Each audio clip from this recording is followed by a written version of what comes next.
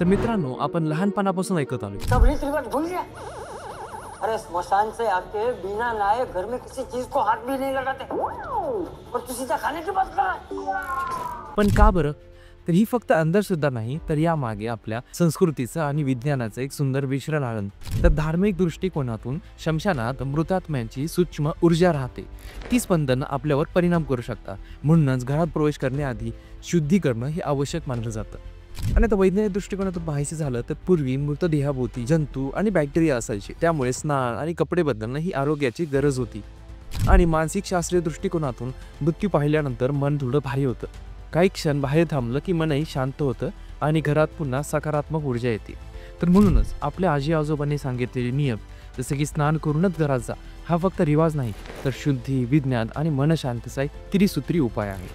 तर अशाच पारंपरिक पण वैज्ञानिक गोष्टींसाठी आत्ताच फॉलो करा आणि जाणून घ्या आपल्या संस्कृतीचा खरा अर्थ.